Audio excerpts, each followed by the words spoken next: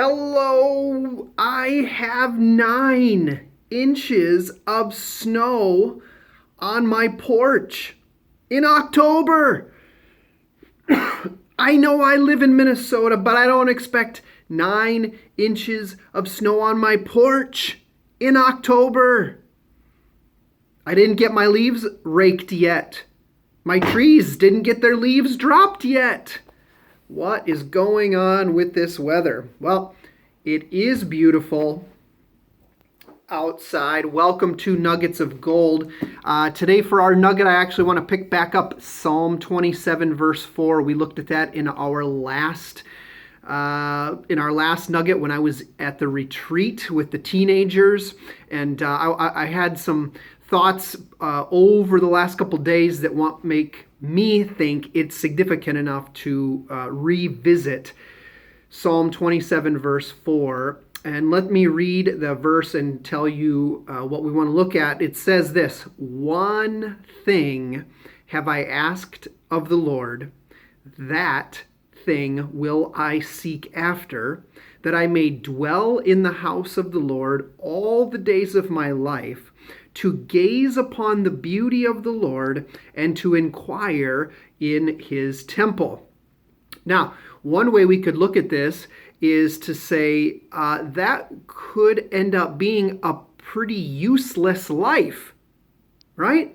I mean, sometimes Christians have gotten the reputation of having their mind so much in heaven that they're no good for life here on earth. And here David says, I want to live in the house of the Lord all the days of my life and gaze upon the beauty of the Lord in his temple. Isn't that kind of a waste of a life if someone was to live in the house of the Lord? And it certainly can be.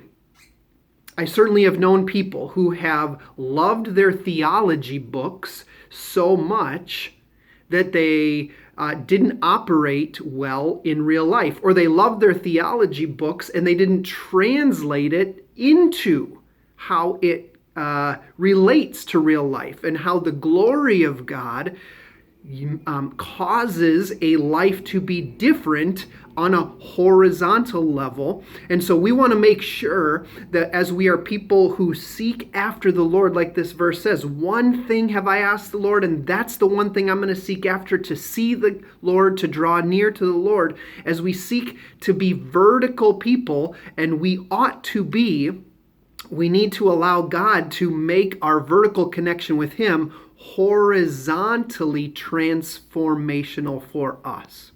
So let's talk about a couple examples of that. As you move through Scripture, the more that I see who God is, the more that I gain his wisdom, the more that it ought to transform the way that I am operating. And so we have Paul in the book of Philippians. He is in jail.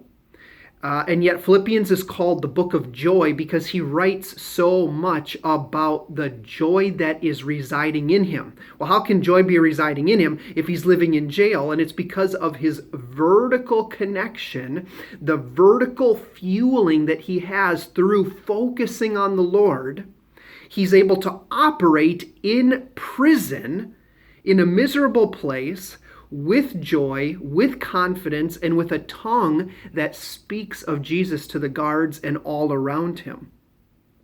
And that's speaking of the tongue, falling in love with Jesus, falling in love, gazing upon him day after day, has the power, has the beauty, has the impact on us to make us want to use our tongues in a way that honors him and blesses others. So the more I look at him, the more I seek after him, the more I make Jesus my one thing, the more my words, my tongue should be altered, and the desires of my words should be to love, bless, encourage, correct others in an appropriate way that is beneficial to them.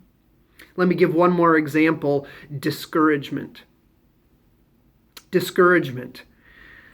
Day after day, you and I may live through mundane things. We may live through disappointing things. We will certainly live through life with broken people, because we are broken and imperfect every day, and the people around us are broken and imperfect every day. That can lead to a great amount of discouragement.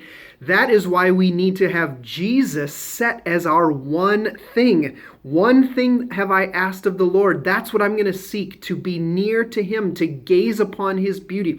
I want to put Jesus in front of me, so that in the midst of my discouragement, I know that there is hope. I know that there is help.